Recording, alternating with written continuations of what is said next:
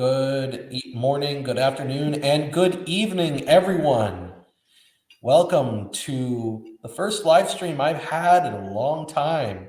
Man, it's been months since I had my last video on this channel.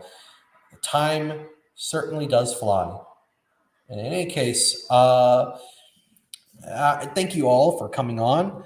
I'd like to give my shout out to my guest, the illustrious and world famous Settler's Lament. Settler, why don't you introduce yourself to my audience? For those of Well, you who don't I, know. I am world famous, so I'd hope that all the nerds and losers here are very familiar with the world famous Settler's Lament. If you are not, make sure to subscribe. I also have not put out much content recently, but I hope I will be changing that soon. Can't guarantee I will, but hopefully I will. I do actually not exactly on the same thing as what this live stream is on. This live stream specifically is on the issue of religious liberty in Vatican II. But I do have a video I've had in the works for a while on the issue of Catholic traditionalism and why I'm not a traditionalist. And that video hopefully will be out soon. I have a script written for it already. It's just it needs some revision before it's ready to be published. But so that'll be out soon, hopefully. So please go over to my channel, subscribe if you're not already subscribed. And I do have to say, though I would not say that the IQ average here of most of the viewers is necessarily that high, it is always nice to be on other people's channels because I notoriously have the stupidest audience in the world. So at the very least, when I'm on someone else's channel, that doesn't necessarily mean the audience will be that smart, but they at least will be smarter than my own audience. That Settler's Lament brand of humor that never fails to get a chuckle. But please don't call my audience too stupid. I'd like to think that I have cultivated a small but very elite audience over the years of my YouTubing, mainly as a result of being as obscure as I am. So today I really wanted to talk to you about the topic of Vatican II and religious liberty and how that relates to these kinds of traditionalist groups.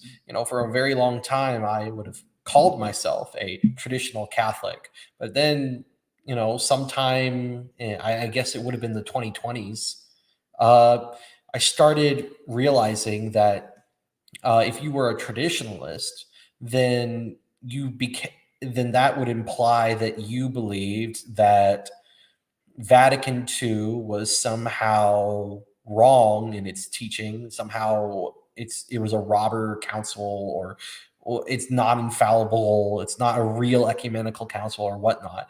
And you got associated with these very strange people who said all kinds of weird things about the council.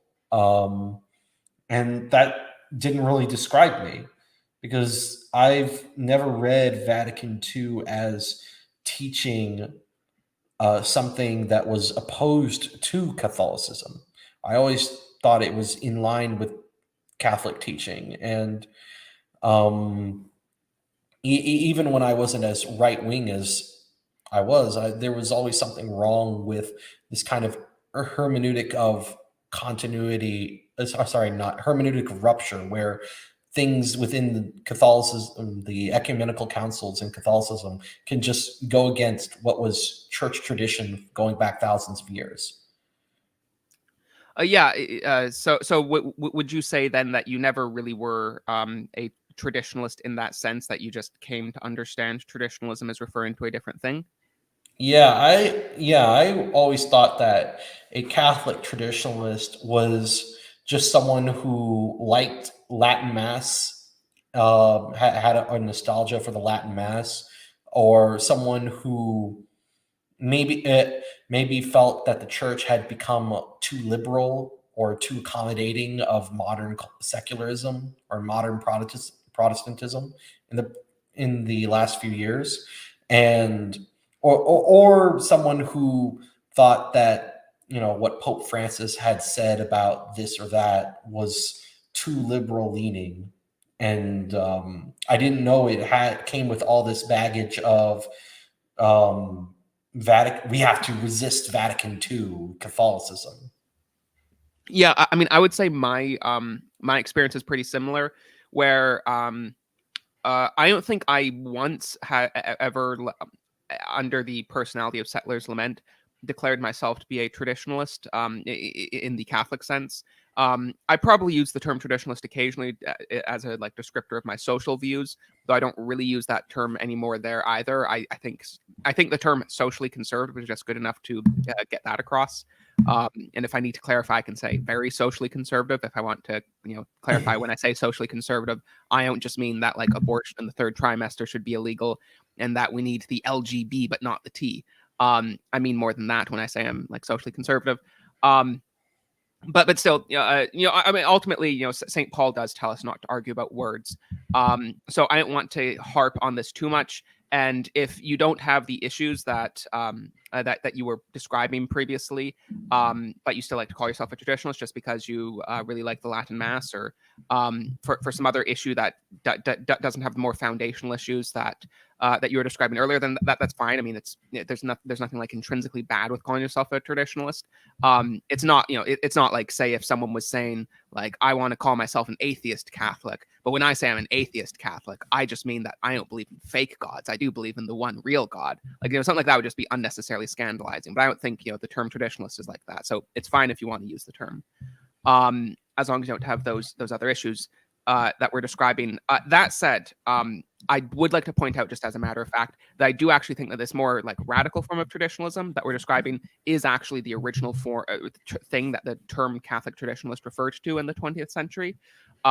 I've looked into this as well as as well as I could, and as far as I can tell, all the original quote unquote traditionalist figures from after Vatican II and onward, and even during Vatican II, as far as I can tell, all the original figures that called themselves traditionalists had the sort of view that you're describing of people that rejected Vatican II in whole or in part, and that viewed that Vatican II, either in whole or in part, was contrary to tradition, and therefore tradition must be sided with against Vatican II. And then more broadly, the post-conciliar magisterium is contradicting tradition according to these groups, and therefore tradition must be sided with against the post-conciliar magisterium as well as Vatican II.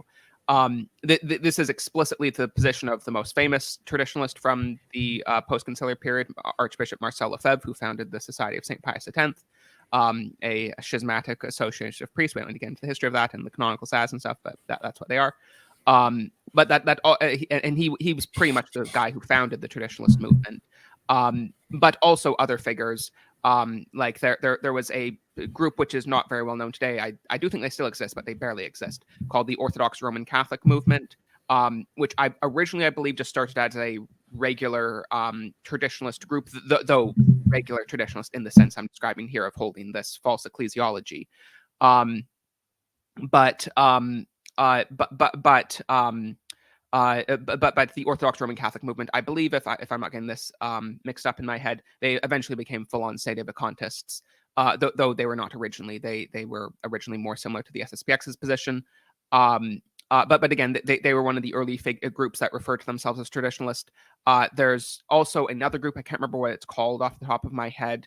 But there's another group which, again, I don't think they even exist anymore. If they do, they're very small. But they were relevant back in the day in the 60s and 70s, and they also had this exact same position. In that traditionalism video I'm planning on making, I'll go through quotes from these different early groups. But as far as I can tell, the term traditionalist only really started applying to less radical groups later on, after like Lefebvre went into schism, and then you had groups like the FSSP forming, which it is very common for FSSP priests to describe themselves as traditionalists. But I don't. But that's sort of, as far as I can tell, it's not I haven't been able to find like an academic history of Catholic traditionalism. So there may very well be sources out there I'm missing, and perhaps there has always been a more moderate group of people that call themselves traditionalists. But as far as I can tell, the people that don't hold these certain extreme views, calling themselves traditionalists, are more of a result of groups like the FSSP, which were formed like 25 years after the origins of the traditionalist movement. So really, the original traditionalists are the SSPX and similar groups to that. As far as I can tell, if someone could show me that actually I'm wrong here, and there were groups that held the same position as the FSSP early on, that call themselves traditionalists. I have not found such groups, but if they do, I'd be welcome to be proven wrong on that. Now, with that said, I don't want to get too much into this nomenclature. As I said, St. Paul does tell us not to argue about words too much. But I would also like to point out that that on this subject, and I can't remember what I was going to say. I just completely lost now. I don't know what I wanted to point out. So I know. I guess that's it. So where would you like to take it from here? I think a good place to start would be talking about the main doctrinal issues people have with Vatican II, and we'll start with one of the big ones, in my opinion, which is just to clarify, the two big ones I see that people have trouble with are the issue of religious freedom and the issue of the Catholic Church's teaching on ecclesiology in Vatican II. The ecclesiology bit is a bit easier to discuss for me because it mainly focuses. It's mainly the arguments are a bit weaker. So you'll have quotes by, say, Osmond Rush or William V. D'Antonio, who believe, these are pretty prominent theologians in their day. They would have they would say things like Vatican II changed how the laity relates to the hierarchy. I think this is what Professor D'Antonio said in American Catholics. He says, before Vatican II, the Church defined itself as an institution. It saw itself as a hierarchical, bureaucratic organization with the Pope at the top and the laity at the bottom of the organizational chart. The institutional view of Church was evident in Lesson 11 of the Baltimore Catechism. Vatican II offered a dramatically different image of Church. Instead of emphasizing the institutional or organizational view of the Church, council documents defined the Church as the people of God. And to this, Cardinal Joseph Ratzinger actually responded by saying it is preposterous to try to conclude from that the Church's understanding of the hierarchy and laity has changed, as though all the baptized were already vested with all the powers of ordination, and the hierarchy was just a matter of maintaining order.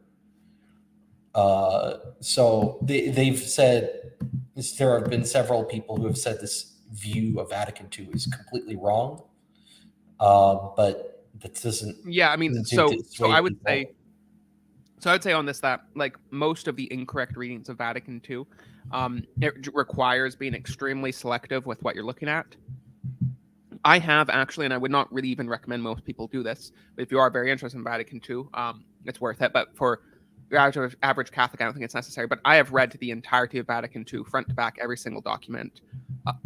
And I would say just doing that alone will help you understand it a lot more. Now, that said, I'm not saying if you're not very well formed, then you probably shouldn't do that. It's very long. I got a book that had all the documents in it. I think it was like 800 pages, the whole book, and some of that was footnotes and stuff. It's a significant amount, but still, it's probably about 600 pages worth of reading. So if you're not well formed enough to actually understand what is being discussed in the documents, even though the documents are written in such a way that laymen can understand it without an extremely extensive theological education, you still should have some degree of formation before trying to read it. So I wouldn't recommend just anyone pick up these documents, at least not read them front to back like that. But still, I do think if you are really interested in this, it's worth doing. And I think just certain arguments like that just become obviously false. The idea that there's just a total revolution in the understanding of the Church and the understanding of authority in Vatican II. one of the most obvious things is that there's actually a very strong emphasis in Vatican II on the authority of bishops and the degree of deference that the degree of obedience, that's a better term, that is required towards bishops. And I believe it's the document on training seminarians. I might be getting it mixed up, but I remember one of the documents specifically says that a very important thing, I think it was the document on seminarians, that said a very important thing for training seminarians is that they need to be taught as a matter of conscience to obey their bishop. That it shouldn't just be something they hold as an idea, but it should be something that they integrate into their conscience, that they have a need to obey their bishop.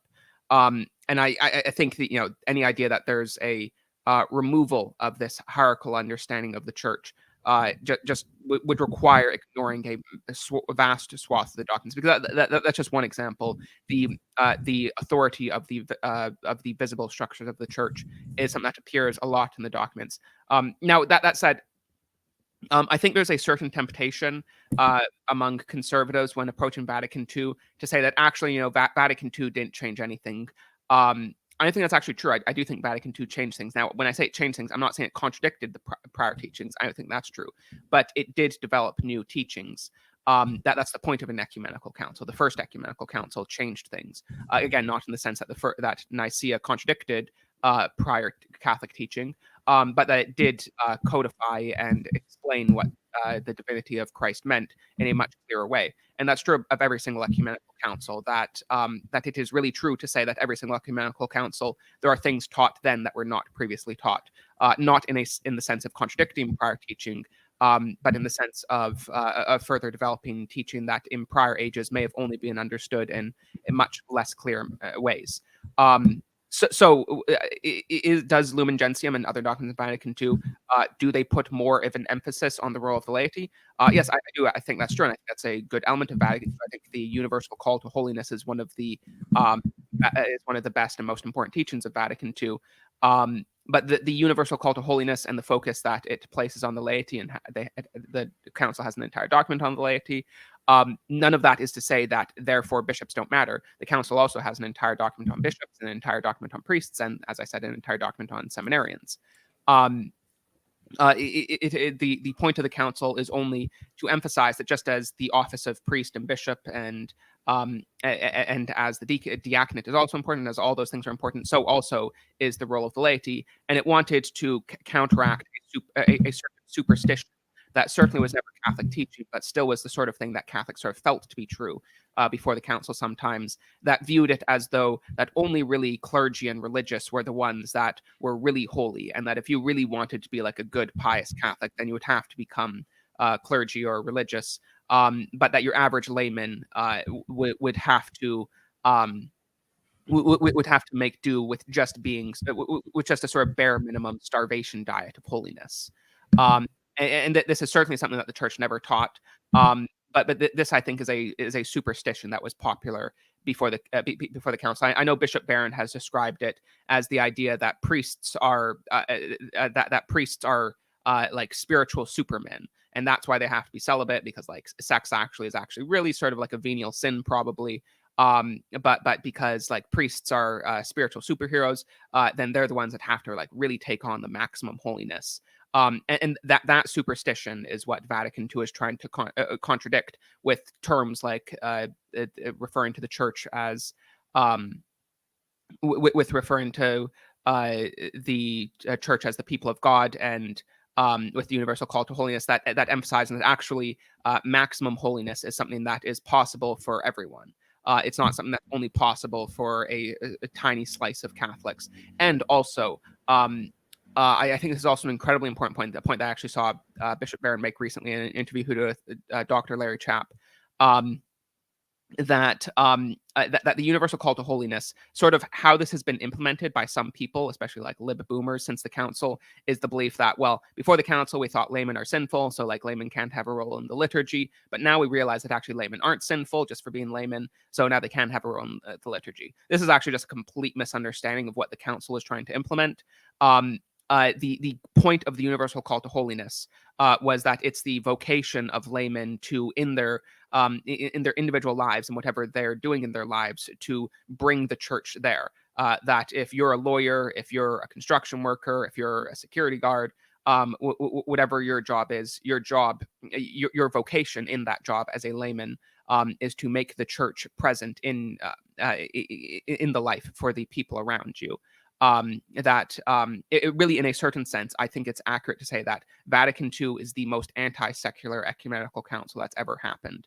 That one of the most constant themes of it is that the church is not restricted to just being a merely religious institution. It's something we are all members of, and since we're all members of it, it's something that we are all to make present everywhere. Right. And I'd like to also mention that a lot of the arguments made into the effect that Vatican II puts more emphasis on the laity and changes the relationship is based on not the actual text itself, but on the table of contents.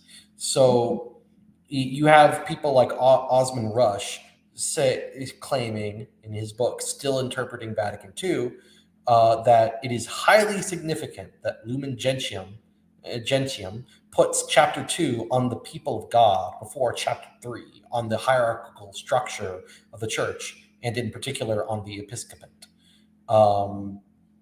You have another guy says, the fact that Vatican II placed the people of God before the hierarchical constitution of the church had great practical importance. And so it's just this bizarre inference. And it also, I would also like to point out, do these people think that priests aren't counted as part of the people of God?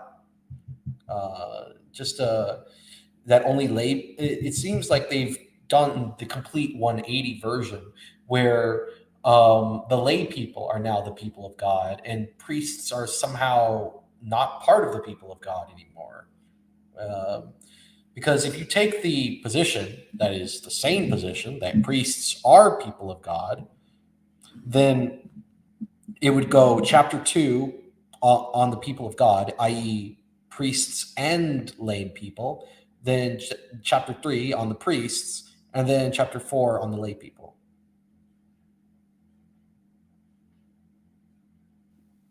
Yes, yeah, no, that is of course exactly the case. Mm-hmm. Right. Yeah. Another thing that this is another thing that people will point out. I know that Jay Dyer has pointed this out in many of his posts. And by the way, Jay Dyer, as far as I can tell, and you can correct me if I'm wrong, he was never an actual Catholic. He was part of these weird radical traditionalist groups like Sedevacantism, and he claims that was his Catholic phase, but he never really believed that the Pope was. He was a quote Catholic twice. The first time he became a Sedevacantist, so he was definitely not Catholic. The second time he was still a trad of some type, but I'm not really sure what type. So I would need to know more about. He claimed to join the actual Catholic Church, not the Sedevacantist invisible Catholic Church. The second time, so I don't know. I would hypothetically, if say he tried to join through the SSPX that second time, and if he was doing that specifically because he believed in the SSPX's ideology, then hypothetically, if that was the case, then he never would have become Catholic, because if you formally adhere to the Lefebvrist schism, then you are yourself schismatic. Now, to be clear, that does not mean that simply attending an SSPX chapel makes you schismatic. The same way that simply attending an Eastern Orthodox church or even a Baptist church does not make you schismatic. It could be a sin to do that, but doing that alone does not make you schismatic. But you need to actually formally intend to join that group for that to cause schism. Right. So I don't know when he was a non-Sedevacantist trad whether or not he joined a schismatic traditionalist group, or if he joined a more a group like the FSSP or something like that. The only Yeah, the But I mean, I do know he was never not a traditionalist. And that really is core to his apologetic against Catholics, is he pretty much presupposes when he talks to Catholics that the only real form of Catholicism is traditionalist Catholicism. And then he points out that traditionalist Catholicism is incoherent. And since traditionalist Catholicism is incoherent, then you should become Orthodox. Right. Yeah, that's why I pointed it out, because these traditionalist ideas are used by anti-Catholic people all the time, whether it's the pastor James, that Baptist pastor James White, or Jay Dyer, or whoever, or I've even seen like some like alt-right pagan dudes use like traditionalist arguments to the effect of, oh, is Pope Francis really the Pope? I mean, he obviously is part of a different religion than the medieval popes who wrote Unum Sanctum or something.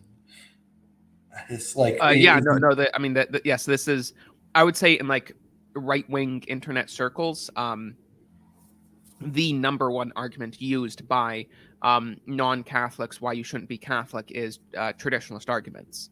Now, to be clear, I mean that I am by saying right-wing internet circles, I am gerrymandering it to a very specific group. I mean, this is all stuff we talk about a lot because this is like internet stuff that we're all very connected to. Realistically, though, I mean, like the group we really need to be worried about as Catholics is like Pentecostals and evangelicals.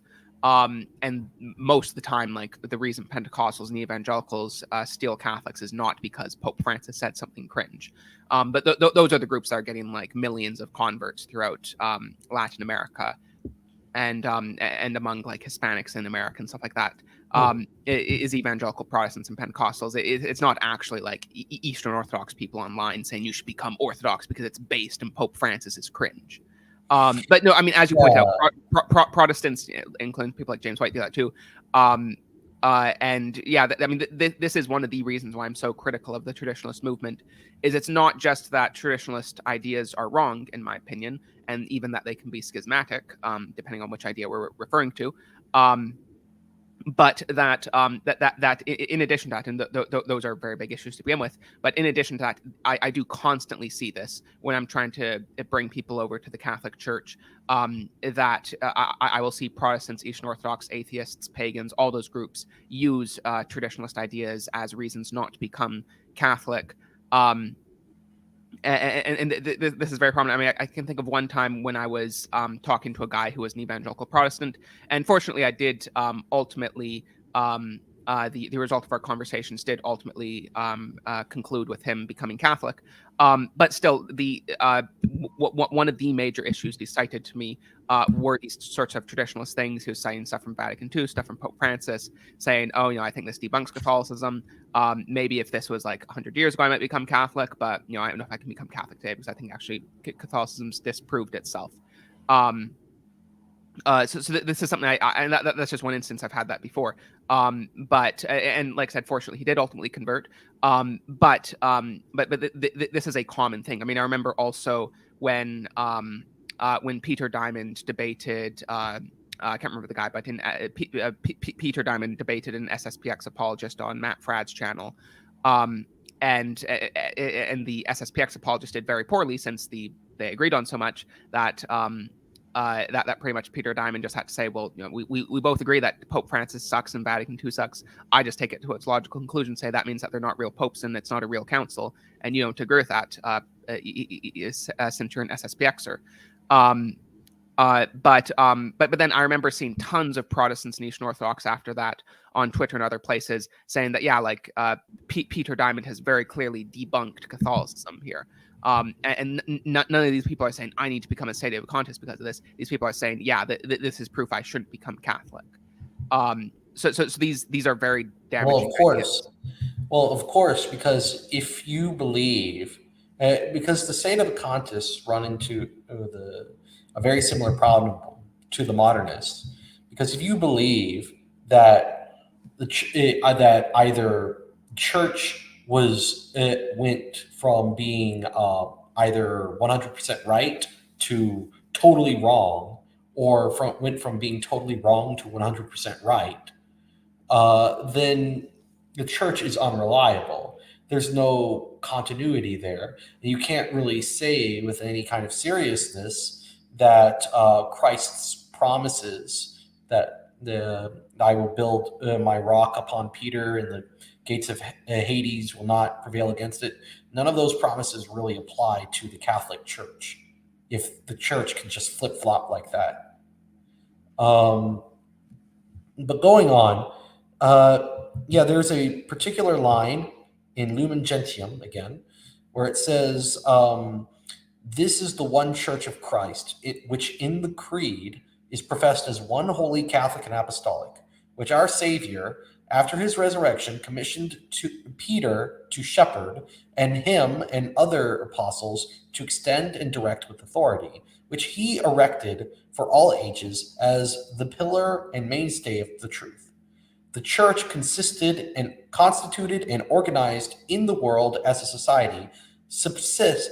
No, wait, no, I'm sorry, I'm misreading that. This church, constituted and organized in the world as a society, subsists in the Catholic Church, which is governed by the successor of Peter and by the bishops in communion with him, although many elements of sanctification and of truth are found outside of its visible structure. These elements, as gifts belonging to the Catholic Church, the Church of Christ, are forces impelling towards Catholic unity."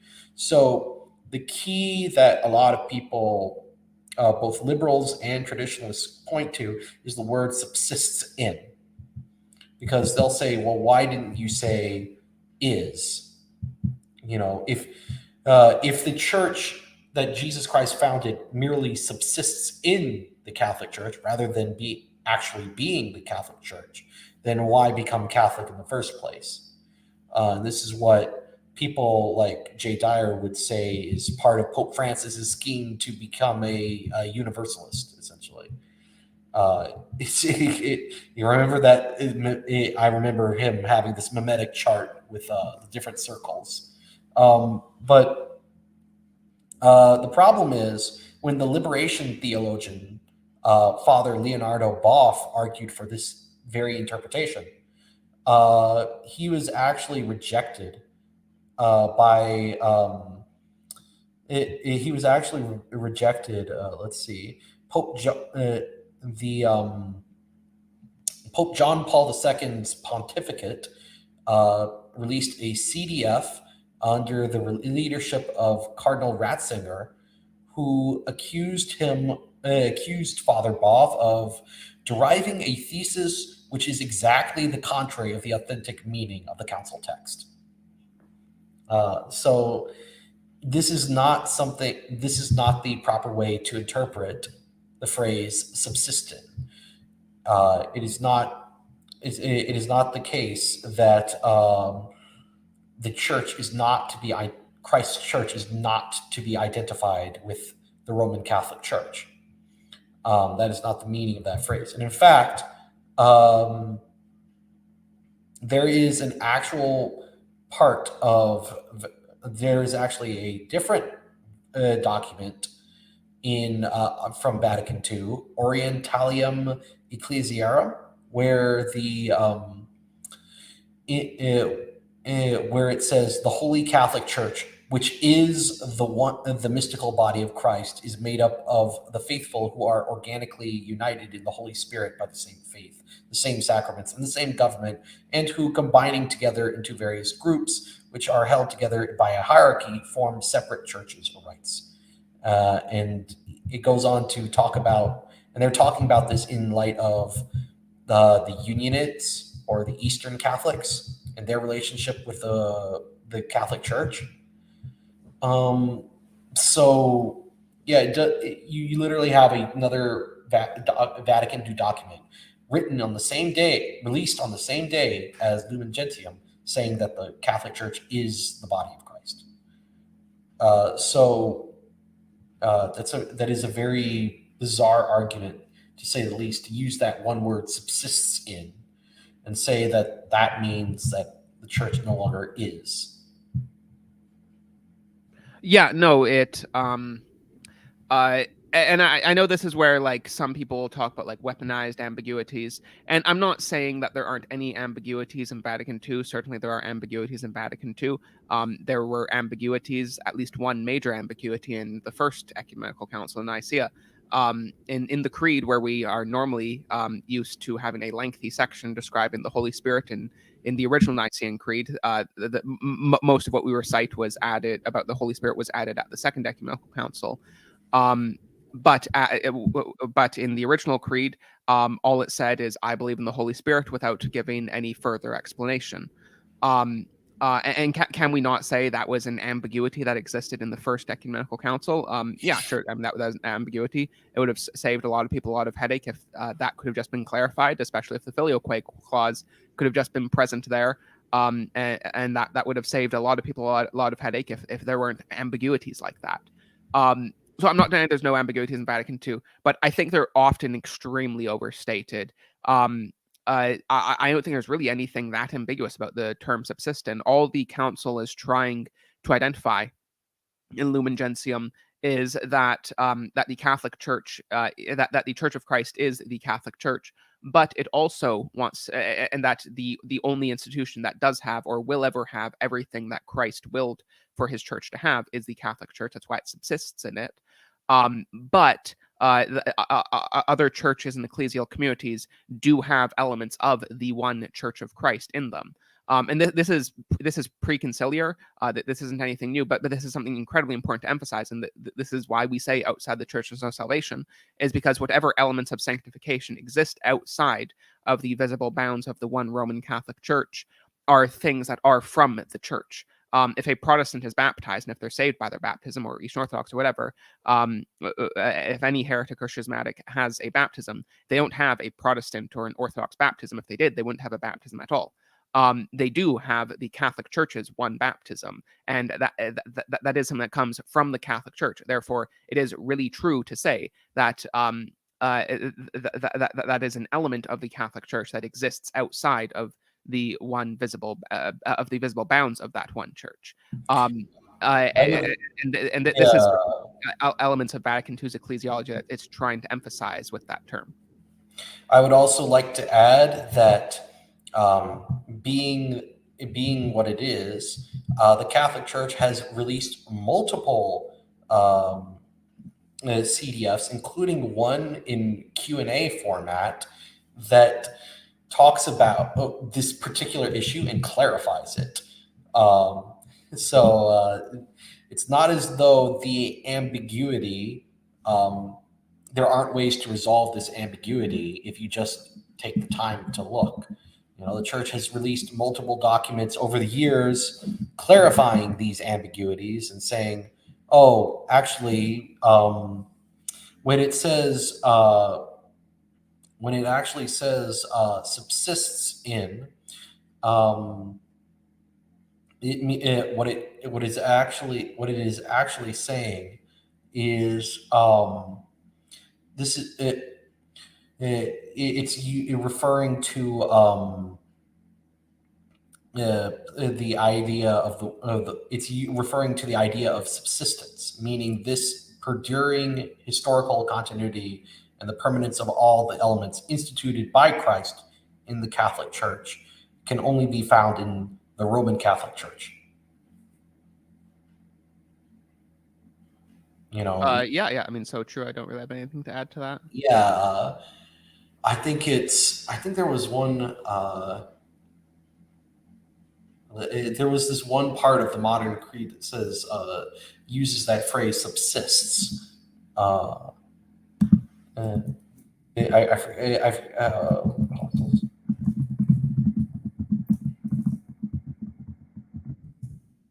Let's see. I think it was. I guess I might be confusing consubstantial with the Father, or that this idea that this is one in being. I guess that's what it's really getting at, and the reason for the change in the term is precisely what you said, that this is highlighting the fact that there are communities outside of the Roman Catholic Church that have elements of the truth and do have certain sacraments.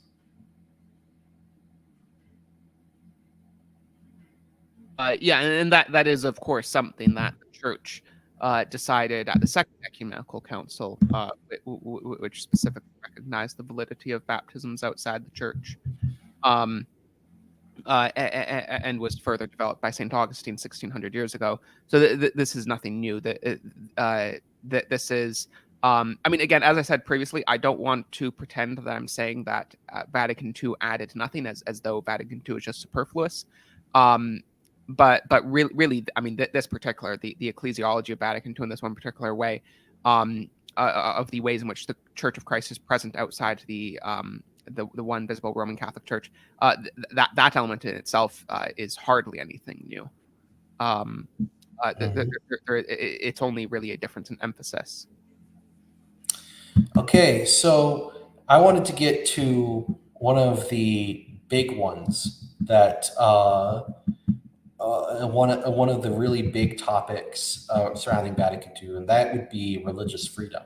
There's a lot of heat around this issue because this is a bit harder for people to reconcile, and I think Professor Brian Cross, in one of his writings, I'll share my screen if I can. How do I share screen here? Present. Yeah. Okay. Yes. Share screen. Yeah, there we go. Share this. Can you see this? Yeah, I can see. Okay, good. So he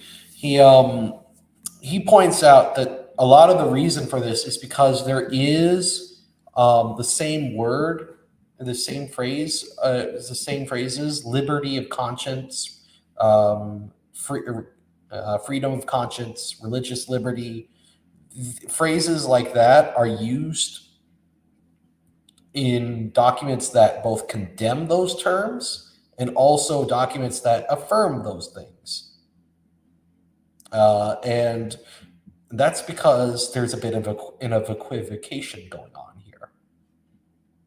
And he makes the case in this article that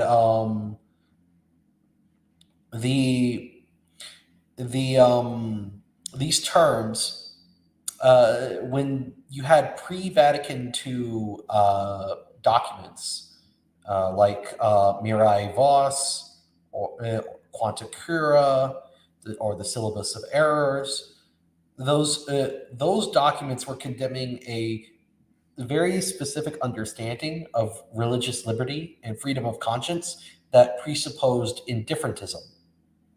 Whereas in Vatican II, their understanding of religious liberty is not premised in indifferentism, but is based on the dignity of the human person.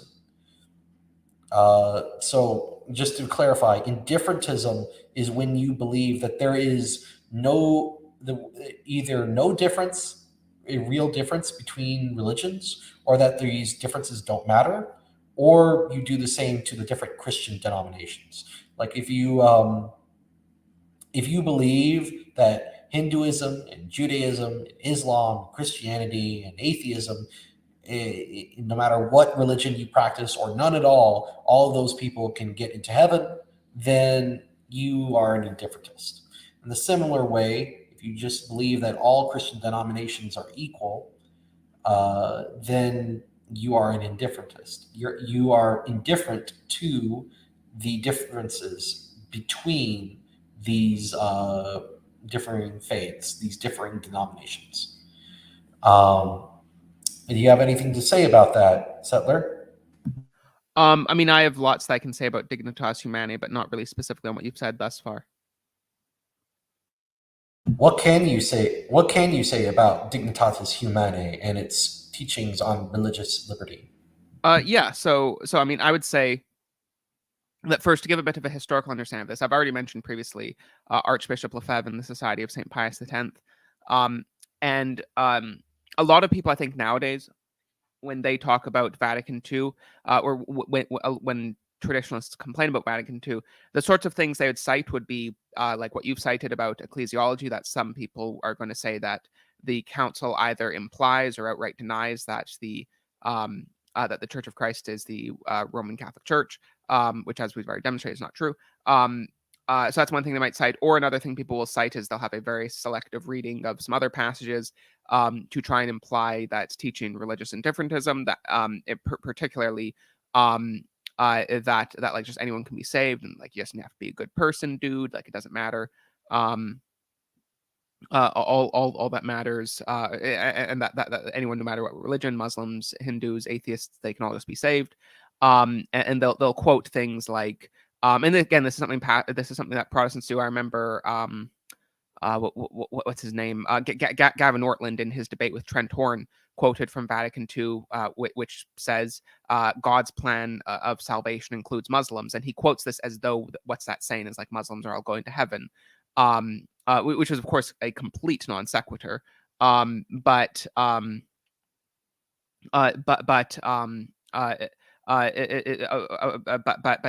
he and Protestants, I've seen many other times, and Eastern Orthodox, many people quote passages like that out of context, as though what they're saying is that that like all Muslims go to heaven, or Muslims in general go to heaven, or it doesn't matter if you're a Muslim.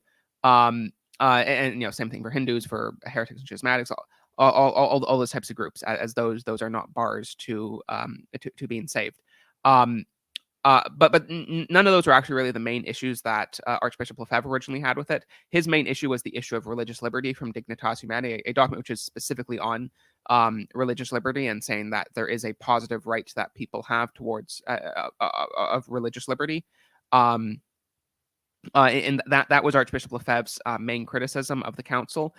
He did ultimately sign the document, even though he was very critical of it at the council. This is a matter of some controversy. Some SSPX apologists will claim he never signed it. This is not true. He did very clearly sign it. The signature of his has been produced. Some will claim that the signature is just on a document demonstrating that he was present, not actually assenting to it. Again, this is not true. Lefebvre did very late in life deny signing Dignitas Humanae, but he did not at least publicly deny signing it earlier in life. So I imagine that Lefebvre, probably just because it was so late in his life, was misremembering the situation. I would, of course, would not accuse him of lying. But there's very clear documentary proof that he signed the document. So at least at one point he must have believed there was some way of cohering Dignitas Humanae with tradition, which he later believed was not possible, and he later believed that. He later came to the conclusion that it was not possible to be reconciled with tradition, and that was a major doctrinal reason for his schism from Rome and his refusal to accept the doctrine of Vatican II in whole, because he believed that that at least this document was just impossible to be coherent with the traditional teaching. So this is why that this document is something I've been very interested in, is how to cohere it with the traditional teaching of the church on religious liberty. Basically, there are three views of Dignitas Humanae. The first view would be the liberal view. That would be basically to say that before the council, the church taught that before the council, the church taught that there can be coercion in matters of religion for specifically religious ends. But then because of Vatican II, we no longer teach that. We now teach that it's not possible to coerce in matters of religion for specifically religious ends. And because of that, because of that, we should now go with Vatican II's teaching, and we should reject the older teaching. That would be the liberal view. The traditionalist view that Lefebvre and others held is basically exactly the same with everything I just said, except for that they would say that that we should side with the older teachings and we should reject Vatican II's teaching. The view which I think is correct, which I guess for the sake of convenience, at least we can call the conservative view, is that actually the teaching before the council and the teaching after the council is in substantial continuity, and that though there is certainly a development in Vatican II, there's no fundamental contradiction between what was taught before Vatican II on religious liberty and what has since been taught. Now, as you've already pointed out, dignitas humanae, as the name implies, human dignity, is based on the is based on the dignity of the human person, and since it's and that is it's saying that because of man has a certain human dignity, that is the reason that he has this positive right against a certain type of religious coercion. That said, I do not think that a careful reading of the council will actually come to the conclusion that dignitas humanae is claiming any sort of complete right against any form of religious coercion for specifically religious ends. I think actually it's been demonstrated quite clearly by Thomas Pink that it was the manifest public intent of the council at the time to teach that, that actually the church does still retain a certain right to coerce in matters of religion for specifically religious ends. Now, I make the qualification here repeatedly to coerce in matters of religion for specifically religious ends. There's not really any debate whatsoever that Dignitas Humanae explicitly does maintain that the state can coerce in matters of religion for non-religious ends. That, like, if say you have a cult that's trying to execute people, they can't cite their religious liberty as a reason for why they're allowed to go around offering human sacrifice. But that's a matter of of the common good and of just public order that's trying to be maintained there. There's nothing really specifically religious about that, other than that the people are citing religion as the reason to kill people. The Dignitas Humanae, I believe, though this is less clear than that first point, but Dignitas Humanae does, I believe, still make clear that the church can still coerce in matters of religion for specifically religious ends. So not just to prevent people from, say, sacrificing humans, but also to do things that are specifically for the benefit of Catholicism. Now, I would like to also point out why exactly am I interested in this, and it is not because I'm fantasizing about how one day Catholics will be back in power and will be able to make it illegal for Baptists to try and convert us or something like that. The reason why I think this is important really has nothing to do with fantasizing about what the church may or may not do at one point in the future. The reason this matters is because I think it's very important to emphasize that before and after the council, the church's teaching is in substantial continuity with itself. So with that said, to go through the argument from Thomas Pink about how we know that that Dignitas Humanae does still leave open the ability for the church to coerce in matters of religion. Where this really all goes back to is an encyclical from Pope Leo XIII that was published in 1885 called Immortal Dei, Immortal God. And in that, in paragraphs 13 and 14, Leo XIII, I won't read out these paragraphs verbatim, they're quite long, but basically the gist of what he argues in paragraphs 13 and 14, and you can look up the encyclical yourself if you want to read the exact text, and I would if you're interested in the topic. I encourage you to do so. But basically what he argues is that God established two different coercive authorities on earth, that one of these coercive authorities is the state, and the state derives its legitimacy from natural law, and the second coercive authority that God created is by divine revelation, and that's the church. But that it's very important that Leo XIII says that that it is not only that though both of these institutions have the ability to coerce, they only have the ability to coerce in particular domains. They do not have a completely unregulated ability to coerce. Because if that were the case, then the state could say to a citizen on one particular issue, you have to do X, and then the church could say on that same issue, you have to do not X. And if both had the exact same ability to coerce, then it would not be clear who the citizen had to obey, and the citizen, a member of the church, would be obliged at the same time to do contrary things. So that's why the ability of the church and state to coerce is limited to particular domains. And therefore, the conclusion of this is that the that it is only the church and not the state that has the ability to coerce for specifically religious ends. Because when we get to the issue of specifically religious ends, that is something that is simply beyond the competency of the state, and this is all preconciliar teaching. Now, is this preconciliar teaching explicitly and without any ambiguity reiterated in Dignitas Humanae? No, it is not.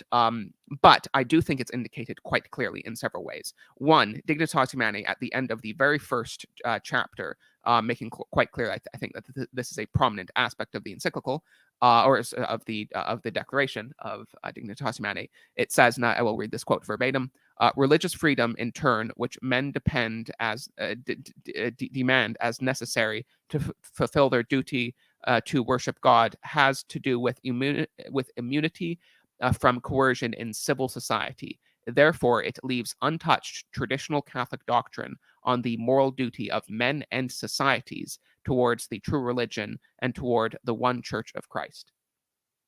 So, what it's saying here, it's saying that that this immunity of coercion is in civil society, and that it's leaving the traditional Catholic doctrine untouched. That both men and societies have a duty towards the true religion. So what is this? What is this duty of men and societies? It's clearly what it's saying is that both men and societies have an obligation to recognize the true religion.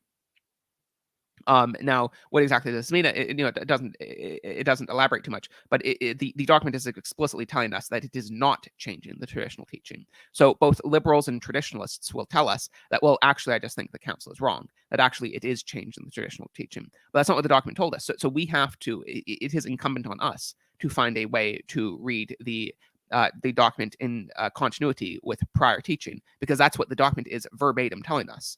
And it also says very relevantly here, it says that this immunity is of coercion in civil society. You can, if you have this open on your PC, you can hit Control F and type in church, and the word church will certainly pop up many times. But if you look at every single time the word church pops up, you will not a single time in Dignitas Humanae see it asserting that the church does not have the ability to coerce in matters of religion. That is simply something you will not find. All you will see it asserting is that the state, that civil society, that civil authorities do not have the ability to coerce in matters of religion. For specifically religious ends. Now, if the point of Dignitas Humanae was to say that in the past, when the church was commanding the coercion for specifically religious ends, that the church was doing so wrongfully, it would seem like a pretty big omission for the document to actually not mention that at any point. It would seem like that would be something that the document would have mentioned at some point. I think, again, just this one fact alone makes it very clear that that Dignitas Humanae had absolutely no intent whatsoever to condemn the church's authority to coerce in matters of religion. Only the idea that the state possesses that authority. And again, this is not even a distinction that was unique to Leo XIII. This is a very well established element of preconciliar Catholic theology on the coercive authority of the state and the church. One figure that Pink cites extensively, who holds exactly this position, is Suarez.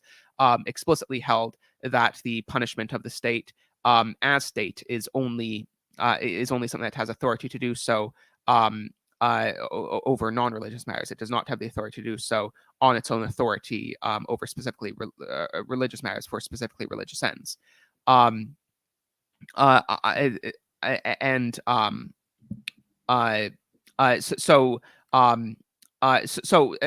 with all that said, there's probably going to be one incongruity that's not going to make much sense here.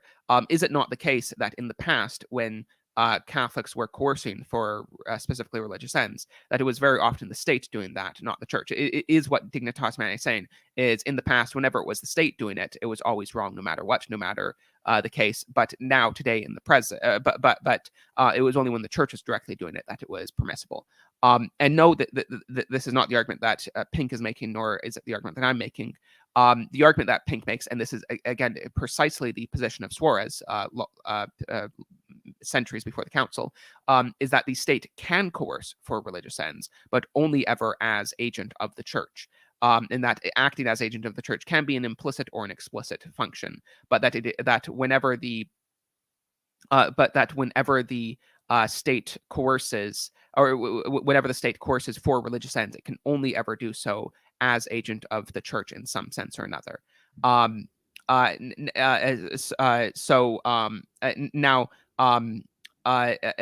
now again, I still think there's even more evidence on top of this that that this is precisely the teaching of Dignitas Humanae, on top of the clause that explicitly says that it leaves the traditional teaching intact. For example, Pink cites extensively from the relatios that were issued during the council. Relatios are documents that are issued during ecumenical councils. The same happened with Vatican I. But during Vatican II also, there were these relatios issued that are documents that were given to the council fathers, to the bishops at the council, to explain what exactly the bishop, or what exactly the document is trying to teach in any given section of it. And I heard one person claim once that Pink is relying on one single relatio for the third for the third draft of Dignitas Humanae. This is just not true. I can't remember who exactly said it, and that's beside the point. But I do remember someone once claiming that if you go through what Pink has wrote on this topic, he cites from many different relatios, not just one, and they repeatedly make the argument that the distinction of religious liberty that they're making rests on Leo XIII's on Leo XIII's theology, the foundation of Leo XIII's theology being Immortal Day, the document we've already discussed. I'll quote directly from one of these relatios, though, like I said, he quotes multiple ones, so this is not simply relying on one single out of context quote somewhere in one document that was issued 50 years ago. But to quote from this one directly, it says, "For the Shema rests on the traditional doctrine between a double order of human life, that is, sacred and profane, civil and religious. In modern times, Leo XIII has wonderfully expanded and developed this doctrine, teaching more clearly than ever before that there are two societies and two legal orders and two coercive authorities, each divinely constituted, but in a way different, that is, by natural law and by positive law of the church. As the nature of religious liberty rests on the distinction of orders, so the distinction provides a means of preserving it against the confusions which history has frequently produced." So this is just a relatio that was issued in September 1965, not very long before the final vote, which took place in November 1965. And I think it's unequivocal. It is practically word for word the exact argument that Thomas Pink is making, found here in the official explanation of what the document means. It's everything. It says the traditional doctrine of the dual order, sacred and profane. It specifically says two coercive authorities, that there are two authorities that hold the ability to coerce. So you could perhaps, if it didn't say that, you could perhaps argue that it's only saying that there are two authorities, but that the church doesn't have the right to coerce, but the state does. It's not saying that explicitly, saying both authorities have the ability to coerce. This relatio, I think, very clearly proves that what was explicitly in the intent of the Council Fathers with Dignitas Humanae was to reiterate the doctrine of Leo XIII, which and that they did not intend to say that there is absolutely no form of coercion for specifically religious ends that is ever permissible.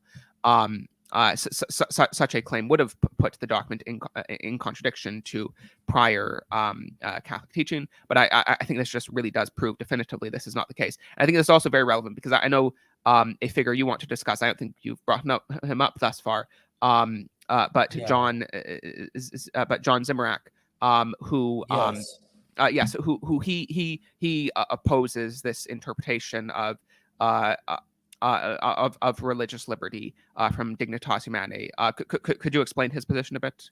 Right. So, just for some background, John Zmerek is a Catholic conservative author. His position on Vatican II is very much the liberal position that we were talking about earlier, in that he believes that For a long time, the church taught that religious liberty is wrong, and now the church has done a 180 on it and has now teaches that religious liberty is a-okay.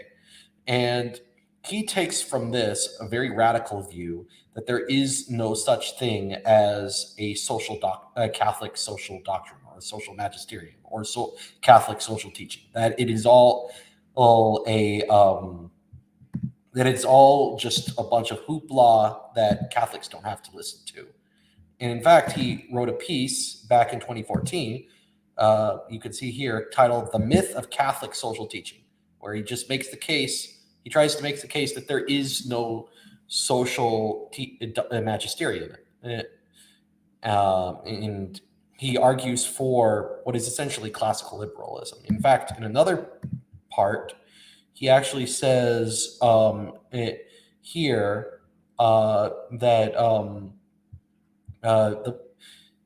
he believes in specific liberties and freedom and property rights and life, liberty, pursuit of happiness and stuff. He calls it classical. Much better to say classical liberalism or Anglo-Americanism. I'll use the latter here because it highlights the origin of distinctive and noble tradition. So he's basically a classical liberal, and politically speaking, which, you know, you can be a faithful Catholic and hold to a lot of these classically liberal views. But the thing is, he's not simply a classical liberal. He is a theological liberal, and it shows in his work.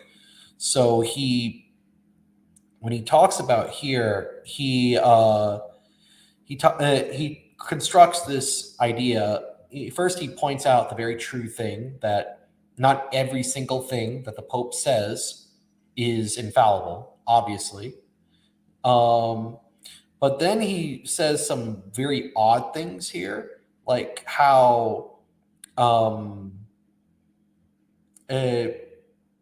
it says here, we can't, let's see, he says something about this that there is no consensus that any pope has ever invoked the power of an ex cathedra authority to settle a question of natural law. So he would claim that Humanae Vitae, the Pope Paul VI teaching that contraception is wrong, is not infallible, which is kind of and he cites approvingly John Noonan's book on contraception, which he admits is a dissenting view.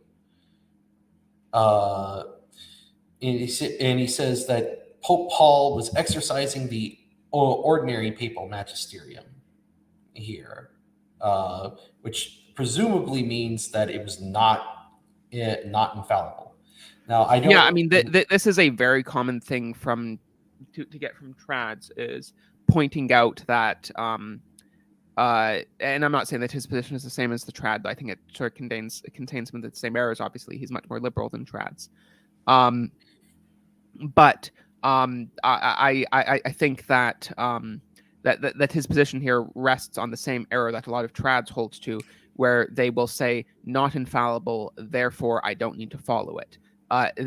This is just completely wrong. This completely misunderstands the notion of the submission to authority that Catholics are required to have. Catholics are required to submit with a religious submission of intellect and will to all the teachings of the Church, everything that is a part of the magisterium of the Church. You are required to submit to.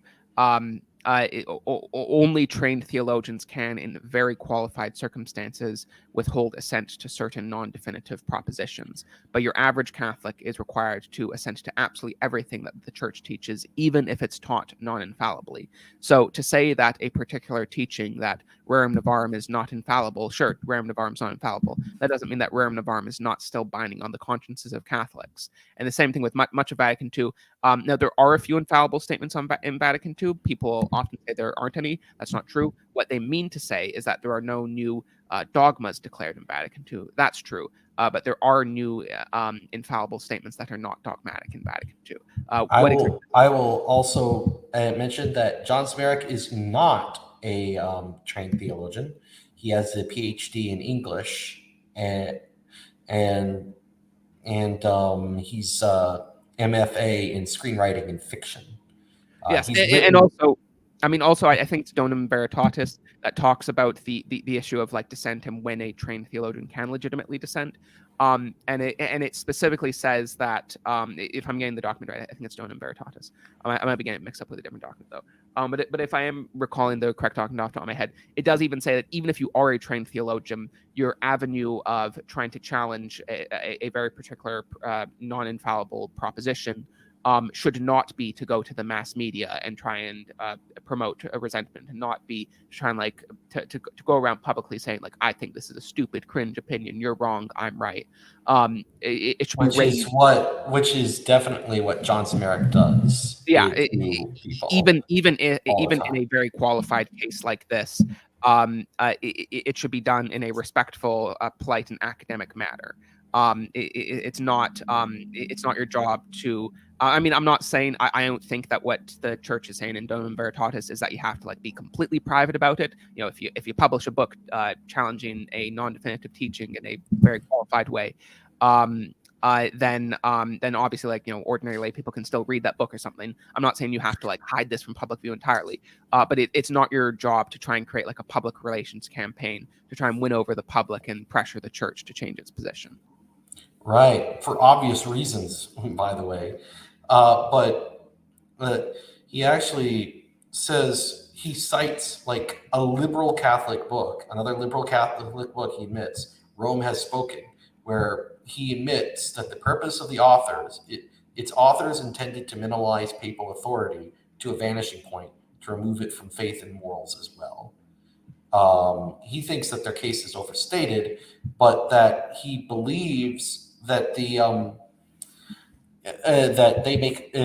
that they are successful in showing that the popes should not be listened to on matters of politics and economics, even when those things touch on matters of faith and morals. And this is one of his, he actually cites like lending at interest, slavery, religious liberty, and torture are the four that he cites over and over again. Now, I won't get into lending at interest here. To suffice to say, it's kind of, or it's kind of, it's kind of dumb because there isn't actually this isn't actually a change in the principles involved. A lot of people who argue for like lending and interest being okay in the modern economy is due to a change in the conditions of the modern economy, not due to it suddenly being okay to lend an interest, okay to practice usury. That is not, and keep in mind, he actually says that this is taught by multiple popes and councils as a sin against nature, akin to sodomy. And he admits that, and then he says that that he believes that this has completely 180'd. This has changed completely, but he's fine with that because apparently, I don't know if a church can just change these things on a dime without can change teachings that it's held for over almost 1,000 years on a dime to this guy. If it's a teaching about a political matter that he disagrees with. Same here with slavery. This is actually just plain wrong because Edward Facer actually wrote an entire a book about the church and racism, where he has an entire chapter showing the church is against chattel slavery, which was the form of slavery practiced in America with African Americans. And while the church was okay with other forms of slavery, like indentured servitude, it later came around to the position that these less bad forms of slavery that aren't intrinsically evil it can be morally problematic because they lead to chattel slavery. And so what he says right here is just plain wrong. And and what he says about religious liberty is also wrong. And it says here, when and he tries to argue, it says here, when the church reaffirms the part of the old teaching that insists the rights of Christ the King, it explicitly speaks not of states but of societies as having the duty to recognize and advocate religious truth. To equate society with the state slides right into totalitarianism. So apparently, he would argue against your interpretation, where it said the rights of society to the true faith. He would say, well, your interpretation is conflating the state with society, and that is totalitarianism. What would you have to say about that? Yeah, I mean, this just comes from extreme liberal ideology. He's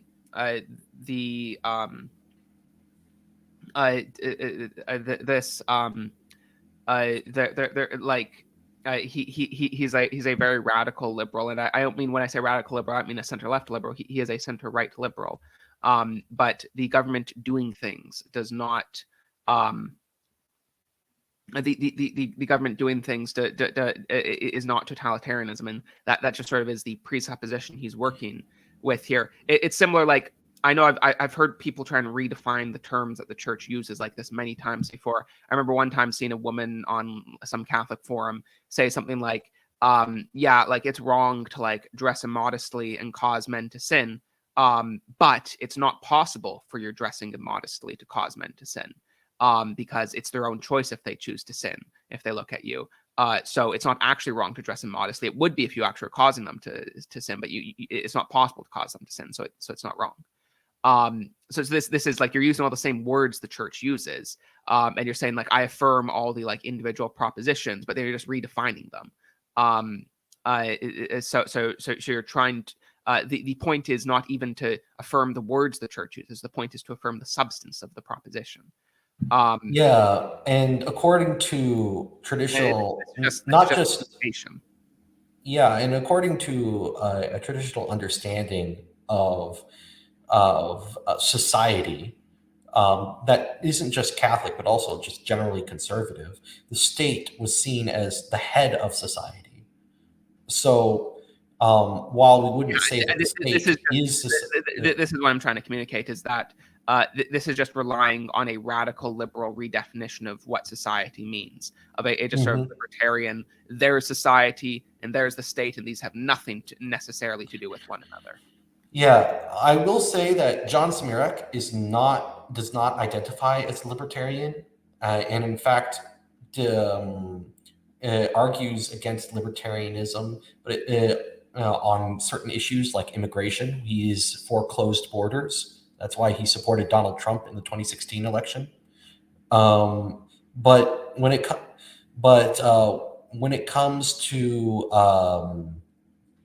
but yeah, you are correct. He basically has the same understanding of society that a libertarian has, because they're both getting it from classical liberalism, with a view that the state is at best a necessary evil that that is only justified if the people of society, which somehow preexists all authority, consent to create the state. This is not the Catholic understanding of the state. Even people who believe that, even the Catholics who believed in consent of the governed, did not believe in this kind of state of nature where that was devoid of all authority. That's just kind of absurd. And he also talks about torture. I'm not going to take his word on it simply because he's already shown to be distorting the truth on slavery and on religious liberty. But and then he goes and says, were those Catholic bankers who charged non-excessive rates of interest before the popes re-examined the question really committing sins against nature? Were Catholics who joined the abolitionist movement also sinning by claiming the institution was evil prematurely? Were advocates of religious liberty before Vatican II material heretics until the day in 1963 where the council came around to agreeing with them? And he says, or it could be that the notion of a social magisterium is simply false, that Christ never intended the papacy to serve an oracular function on politics and economics. Instead, the church popes tried to act as shepherds and consult their knowledge of church tradition and natural law to come up with the wisest, most prudent ways to apply timeless principles drawn from both at a given moment in time, and sometimes they make mistakes. So you see here, he's basically saying that even on matters, notice here that there isn't real, in his mind, you either talk about faith and moral. The Pope can only be infallible on matters of faith and morals, which is true. And he also says that the Pope can make prudential judgments about politics and economics and sometimes be wrong, which is also true.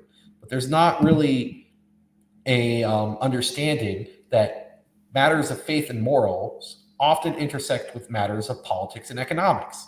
And when they do that, what is the authority of the church in those instances? And he seems to be saying that if there is an intersection, the church can't even say anything about it, can't say anything definitive about matters of politics, even when they pertain to matters of faith and morals. And this is how he's able to get around the idea, get around the fact that he interprets Vatican II as contradicting previous church teaching by saying, "Oh, all that previous church teaching was wasn't infallible. So the church can just change it whenever it wants, for whatever reason it wants." Yeah, no, I mean, again, it relies on a on a massive leap in logic in saying the church can be wrong, therefore you don't have to obey it. It is true. It is true that non-definitive teachings of the church can be erroneous. That's why it's non-definitive. I mean, that's what non-infallible means. If it's non-infallible, it means there's some possibility of it being infallible. Now, it's not possible for there is a certain reductio of this, and this is a position I think some trads hold. I wouldn't, not necessarily all. But there's a sort of reductio on this where this is like a thought experiment Eric Kubara came up with once, where he said, so is what we're saying is that in theory, all the infallible statements of the church must be true, but let's just say counterfactually, every single thing that has ever been taught by the church that hasn't been taught infallibly was incorrect. And not only is it incorrect, it's all been heretical. Except for those things that have been taught infallibly, however many those are. Could we really say that this papacy thing makes any sense if for the past 2,000 years almost every single thing the church has taught has been heretical? But whenever these infallible things came up, then those were all great. No, obviously, the whole papacy, the whole Catholic Church would not make any sense if that was the case. So there are additional protections on top of just the baseline infallibility given to certain to propositions taught in a certain way, and we don't need to get into what all these protections are and how exactly they function. That's a bit superfluous to what we're talking about here. But just what I want to say is that I think this might also be from Donum Veritatis, so I might be getting mixed up off the top of my head. But that there is a certain safety to the to the teachings of the church, and more importantly, for what I'm trying to express, is that it's not possible for the church to habitually err. That it is possible in certain cases, the church might issue a teaching that is erroneous and will later have to be corrected in a non-definitive proposition that's being taught. But it's not possible for the church just to be constantly habitually in error. If the church is just constantly habitually in error, then that would debunk the church if just everything it was saying was wrong constantly, except for those few things that were infallible. I found the quote you're talking about, and it is from Donum Veritatis in section 24. It would be contrary to the truth if, proceeding from some particular cases, one were to conclude that the church's magisterium can be habitually mistaken in its prudential judgments, or that it does not enjoy divine assistance in the integral exercise of its mission. So even at the lowest level, where prudential judgments, the church can't be the church can't be habitually wrong. And this guy, John Smerick, he concedes that this has been church policy for at least since St. Augustine. So that's almost 1400 years. It's that's a long time to be wrong on this issue. That's why I just kind of rule that out. And also, I mean, this is just really the constant teaching of the church that you have to assent to even non-definitive teaching. I mean, just a few obvious examples. One would be one would be Error 22 in the Syllabus of Errors by Pope Blessed Pius IX, which the error that condemns is the belief that the obligation by which Catholic teachers and authors are strictly bound is confined to those things only which are proposed to universal belief as dogmas of the faith by the infallible judgment of the church. So the error it's condemning is the belief that all you have to believe are dogmas and everything else is up for grabs. Another, I think, an even clearer example would be the profession of faith promulgated by St. John Paul II, something which, by the way, is denied by the SSPX, so that's a different issue. But the profession of faith that's promulgated by St. John Paul II, the three concluding paragraphs of it, most of it is just the Nicene Creed, but then it ends with three concluding paragraphs. And the last paragraph of those three concluding paragraphs says, in layman's term, what it says is that you are obligated to is that you believe everything the church teaches non-definitively. So it is not, and professions of faith are infallible. So this is.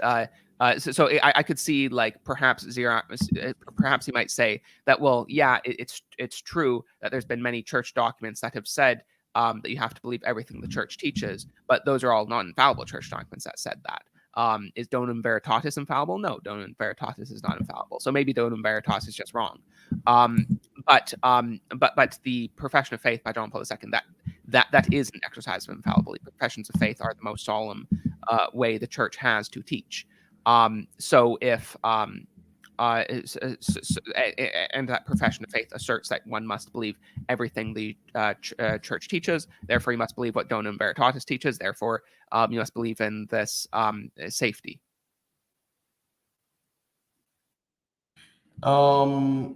He said, I mean, yeah, and I mean, John Smerick's idea of Catholicism is precisely what you say is condemned. The idea that it's all up for grabs if it's not infallibly defined.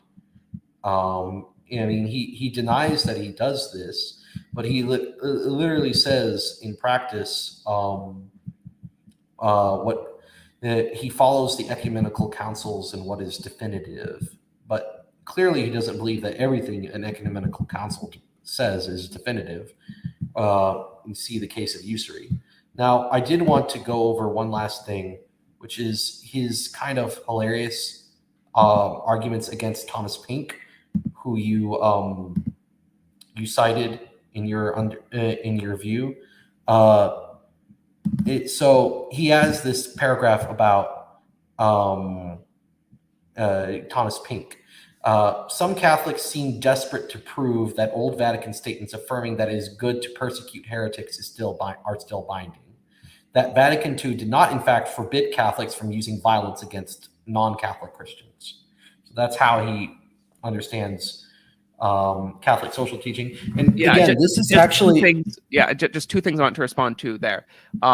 One, I mean, so one, obviously, it is not true, and the Church has never said it's true that it is good or permissible for the Church or the state to persecute to persecute heretics, because that's tautological. If you're persecuting them, then it's unjust. Just because we are saying that the Church does have a certain authority to coerce in matters of religion for religious ends does not mean that anything the Church or individuals could possibly do that is coercion for specifically religious ends is justifiable. This is like saying, he's not a radical libertarian, he's not an ANCAP, so I would assume that he agrees that the state has the right to tax. Right, I'm assuming he's not like anti-tax, right? Yeah, he would go a step further and say that the state has the right to crack down on illegal immigration and legal immigration. Yes. Yeah. So if we agree on something like, say, the state has the right to tax, an ANCAP would say, oh, you think the state has, an ANCAP might say, you think the state has a right to tax. So does that mean that the state has a right to tax at 100%? What if you have some like a socialist government that wants to say that, like, if you make over like a certain amount of money, if you make over $100,000 a year, the government will just confiscate every penny above that.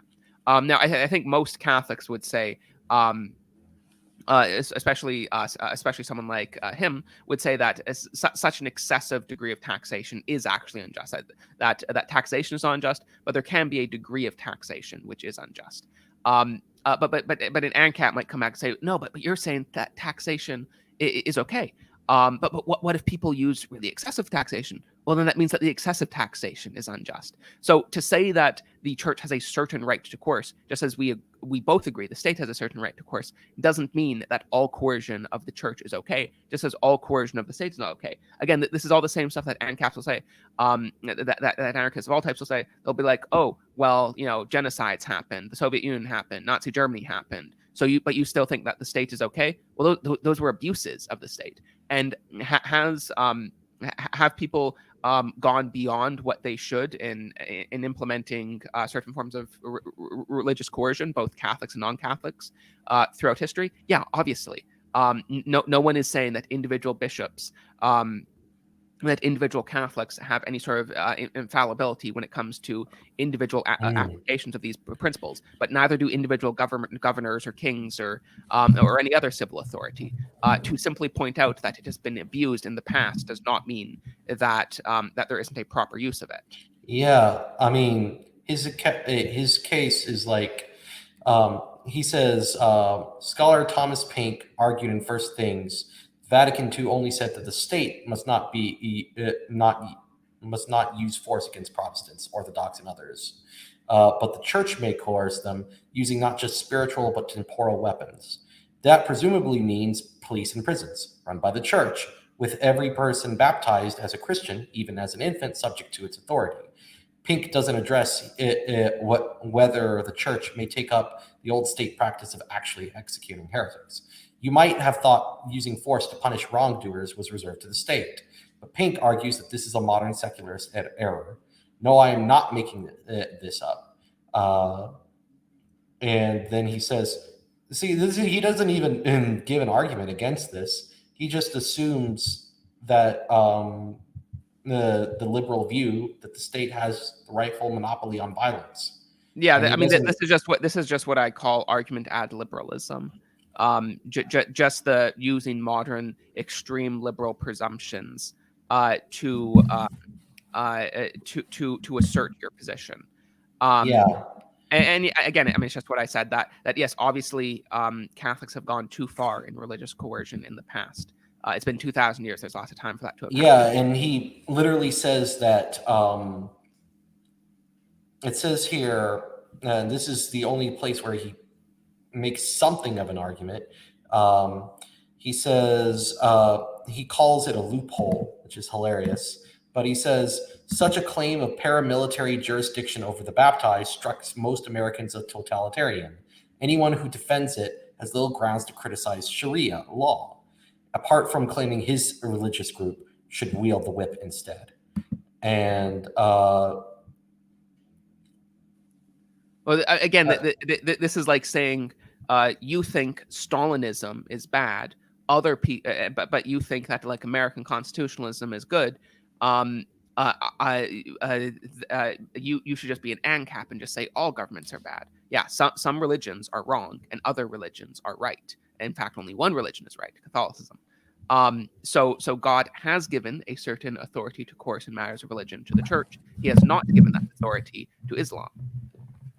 Well, yeah, that's kind of obvious. But this is like he's playing on the what he's hoping to do. I can think is play on the only thing I can think of why he's doing this is to sort of play on his conservative audience's hatred of Islam, or opposition to Islam, in order to just say that, well, Muslims are doing it, therefore it's bad.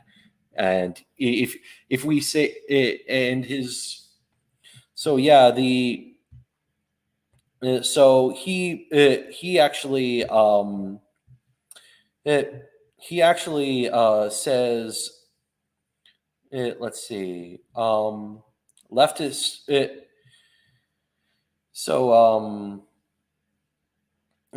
he's going over here. His entire argument here is that by saying that by being against liberty, freedom in the classical liberal sense, you are handing the left all the ammunition they need to condemn Catholicism as being evil and satanic, evil and totalitarian and stuff. Because evidently he believes that it is totalitarian. If you aren't a classical liberal, then you are a totalitarian. Yeah, again, this is. I mean, I don't even want to get into this. This is something I've talked. This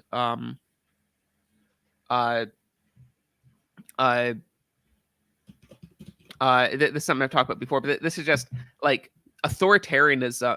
Totalitarianism is an extreme. Totalitarianism is an extreme form of totalitarianism is an extreme form of democracy. It's not an extreme form of authoritarianism. Now, authoritarianism is really the opposite of totalitarianism. Totalitarianism comes from the attempt to totally democratize society, to make every individual politically engaged. Like more traditional authoritarian societies, like traditional monarchy, stuff like that. They are about the depoliticization of the individual, where totalitarianism is the hyperpoliticization of the individual. These are actually exact opposite ideologies, and this just comes from a certain hyperliberalism, which is the exact ideology that leads into totalitarianism, that views there as being two options: liberalism or totalitarianism. And that views anything that's not liberalism as totalitarianism. I mean, that's a pretty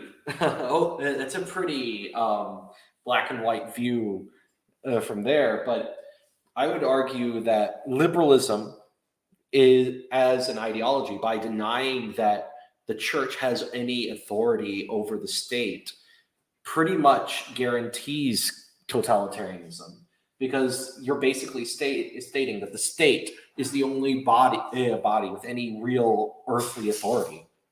John might say, "Oh, God has law. God's law is above the authority of the state." But at the end of the day, if there's not an actual temporal counterweight, an actual physical counterweight to the state as an institution, then the state will just totalize everything, including the church. And that's what happens when you reduce bodies like the church to voluntary associations, which is in effect, what John Zemerick wants to do. And I also think that he's strawmanning Thomas Pink's work. Thomas Pink is not arguing that we should have paramilitary Catholic church-run organizations go out and enforce canon law against the baptized over and above the state. That's just kind of silly talk. And it's not really how Catholicism, Christendom actually functioned at its height. The way it functioned at its height is that the state was used as an instrument of the church to enforce its will. It's not a. This is actually one of the interpretations of this one passage where Saint Peter has the two swords, the sword of the state and the sword of the church, and he is he's told to sheath one of the swords when he draws it. And the idea from integralists is that while Saint Peter, being the head of the church, cannot unsheath that sword himself, he still carries that sword, meaning the church's authority to coerce. And so it leaves it up to someone else to draw that sword. That being the actual worldly leaders who the church organizes and uses as instruments of its will. Yeah, so true. I don't really have anything to add to that. There's really only one point left I'd like to make, and it's on one of the other accusations that Zemerick made, and it's that he's accusing. He's saying that if the Pink interpretation of Dignitas Humanae was right, then that would mean that that Dignitas Humanae is just Jesuitry. It's just like the church trying to trick the world into thinking that like we actually like believe in religious liberty now, but actually really all that but actually really we're just trying to trick them and say when we say religious liberty, what we're actually saying is that we hold the same old medieval doctrine that is, as he's saying here, is evil and totalitarian, all this type of stuff. So it's all just Jesuitry. It's all just like trying to trick people. This I believe is a complete misunderstanding of Thomas Pink's argument. Now, one, as I've already said several times, I don't think the correct interpretation of Vatican II is that nothing changed. Things did change, and this isn't that Thomas Pink argues explicitly. He denies when people say, some people have said of his position that he's saying that nothing changed with Dignitas Humanae. He is not saying that. He concedes that something changed. He concedes that before the council, there was, at least not in this explicit and well-developed way, the concept of a positive right towards religious liberty. It was only from Dignitas Humanae that this became an official part of Catholic doctrine, the idea of a positive right towards religious liberty and against coercion from the state. All he is arguing is that this positive right flows naturally out of premises that were explicitly believed before the council and were explicitly taught before the council. But this same positive right, even though it fits very well with prior teachings, is not something that actually that existed explicitly in Catholic doctrine before the council. And on top of that, on the accusation of Jesuitry, Pink does not at all argue that the teaching before Vatican II, or that the teaching in Dignitas Humanae is some secret Gnostic teaching that no one else ever understood. As I've already cited, he is citing multiple relatios from the council itself. He is saying that these relatios teach what he is saying about the Leonine interpretation of Dignitas Humanae explicitly. So this is the publicly declared meaning. He's not claiming that like the interpretation I have seen some people have that want to hold on to the hermeneutic of continuity but are still very trad sympathetic, is that their interpretation basically is that, yeah, the council fathers were all evil and they all wanted to destroy Catholicism, but fortunately the Holy Spirit just barely managed to save it, because it doesn't matter how evil the council fathers are, the Holy Spirit will still save the doctrine, but still allows them to make it really ambiguous and and stuff. But at the end of the day, the Holy Spirit will make the true interpretation something that remains, even if no one realized that at the time. This is not my position, and this is not the position of Thomas Pink. The position of Thomas Pink, and my position, is that this was the publicly understood meaning of Dignitas Humanae at the time. I think that people like John Zmirak just have never read these relatios. He just doesn't. He understands Catholicism, presumably from these very liberal theologians that he keeps citing in his articles against Thomas Pink and other integralists. Yes, and maybe he'll mention that some priests or bishops that I talk to have share my understanding of religious liberty in Vatican II. So are you saying that my local bishop lied to me, guys? Is that just Takia? It's just like yeah, and I mean, of course, the issue with that is, and I'm not like, okay, so I would say, like, obey your priest. Do not obey Settler's Lament. Do not cite what I say, because your priest has authority over you. Settler's Lament does not. I stand by that 100%. If you have like a moral question to ask your priest, or even a theological question or whatever to ask your priest, go to your priest, don't go to me. That said, unfortunately, just most priests, even most bishops, are not incredibly well trained on like every single aspect of theology, which they just can't. They don't have the time of day. So if you were to ask many priests, I say probably about something like justification, which even is a very important issue, your priest will probably give you a decent explanation, but he probably won't give you an explanation that is actually 100% orthodox. So he'll probably be mistaken about certain aspects of justification. But so if say a Calvinist were to try going to a Catholic priest, ask that priest to explain justification to him, and then to cite this definition that a random Catholic priest gave him to try and debunk Catholicism, and say, well, actually, if you read this very strictly, this definition this priest gave me, then actually, it's heretical and it contradicts with what Paul says. That would be ridiculous. When really, if you want to know the official teaching, you need to go to the councils that talk to this, to the encyclicals that talk to this, to the theologians that actually specialize in this topic.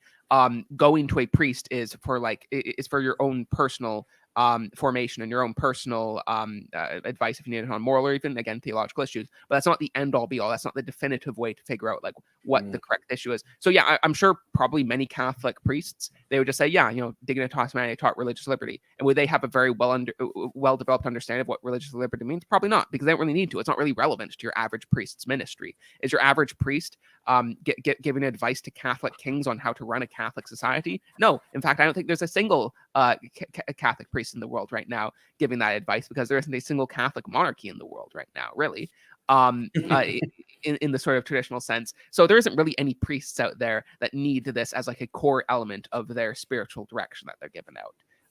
The same is true with bishops. Now, again, I'm not saying this is an issue that has no relevance. I think this issue is relevant because it's relevant to certain trad discussions and issues of the hermeneutic of continuity. And if you can't trust Dignitas Humanae, then you can't trust anything in Vatican II. If you can't trust anything in Vatican II, you can't trust anything in the magisterium. So I do think this has a certain relevance, but the relevance is not on the sort of day-to-day living out of Catholicism. So to say a bishop was, I talked to a bishop and maybe the bishop was wrong. Okay, that doesn't matter. I don't care if a bishop or a priest you talk to is wrong. Yeah, I would say finally that the real relevance of this issue has to do with what should be our fundamental orientation towards religious authorities, because we have to be able to acknowledge where they might fall into error, sure, but that's very different from this kind of attitude where we're going to where you can just pick and choose whatever you want and just run with it.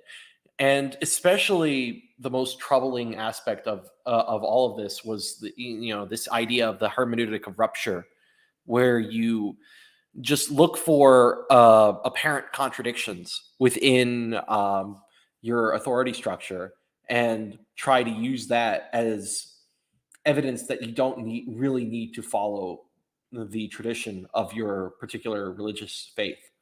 And this is just something that I see crop up so often in so many different areas. And it's not something that someone who truly loves a thing would do. It's not something that a person acting in charity and faith would do to, well, their faith. You know, it strikes me as someone who's just looking for reasons to dissent would do. You know what I mean? Yeah, no, there is no reason that that should not be your attitude towards the church, is that you're always trying to look for an out. If the church is what it says it is, then your presumption should always very strongly be towards obedience and towards believing what the church teaches.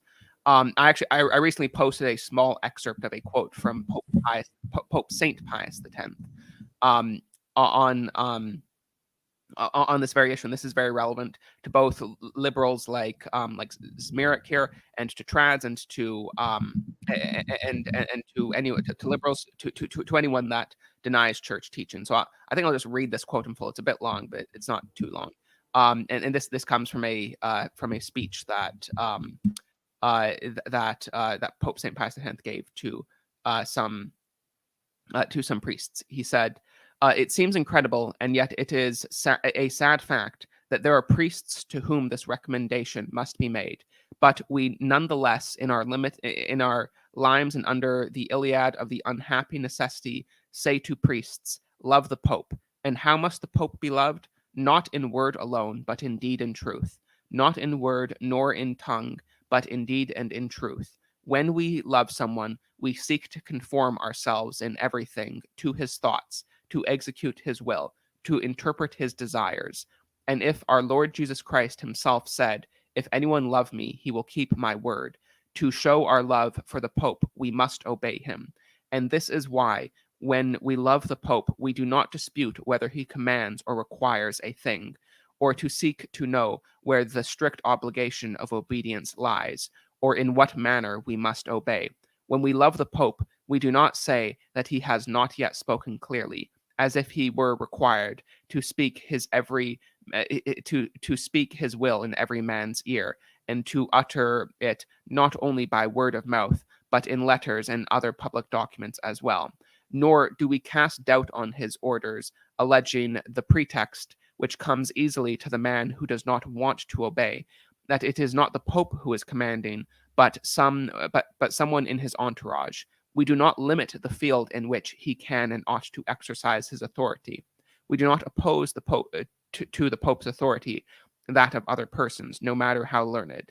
We who differ from the Pope, for whoever may be for whatever may be their learning, they are not holy. For where there is holiness, there cannot be disagreement with the Pope." All right, that's a very good place to end it here. Um, I think it's about time we wrap this up. Settler, uh, any last thoughts about this stream? What are you planning on doing in the near future? I mean, my most immediate plan, like I said, I have a few smaller videos I might put out quickly also if I get the time. But my most important serious plan when it comes to videos is, like I said, the one on giving a somewhat comprehensive as like a 25-minute probably video essay can be, explanation of why I am not a Catholic traditionalist. Like I said, I already have the script for that written out. I just need to revise it a bit more. To really make certain points that I don't think were made quite as clearly or as concisely as they could be, made a bit slightly better. But it's something that's been in works for a long time, and I hope I'll be able to get it out fairly soon. But I don't know if I actually will. So that's really the main thing in the works. All right, I'm going to keep my eye out for that. And you guys, please subscribe to Settlers Lament's channel here, because he has a lot of great stuff on his channel. And Yeah, especially when I'm you're. oh well, thank you. I do like his latest video on Pope Francis, where he just compiles all the based quotes from Pope Francis. That's probably would go a long way. I do know a few people in real life who would benefit from just looking at all those library of quotes, because even to this day we still have people in the media trying to pull these weird gotchas on the Pope, and that causes a lot of scandal. Yeah, no, I um mean, it really is annoying and tragic that that I know, like, it's not even people being obstinate. There are just lots of normies out there. I've gotten this from Catholics, from Protestants, from like atheists, from all sorts of people, left wing, right wing. That they'll just say to me, they'll say like Settler, like, why are you like against like sodomy? Like, doesn't the Pope support sodomy? And I'll just be like, what are you talking about? It's like, but the Pope said, like, who am I to judge? Doesn't that mean that he supports it? No. But it's just like people, like, there's just like normies that like that all they've ever seen is like this one headline. They've never seen that like the Pope has explicitly reaffirmed the Church's teaching on sexuality countless times. But they saw like one headline on Twitter once, and they're not being obstinate. They literally just don't understand that that because he said like something nice about gay people occasionally, that doesn't mean that he denies the Church's traditional teaching on sexuality.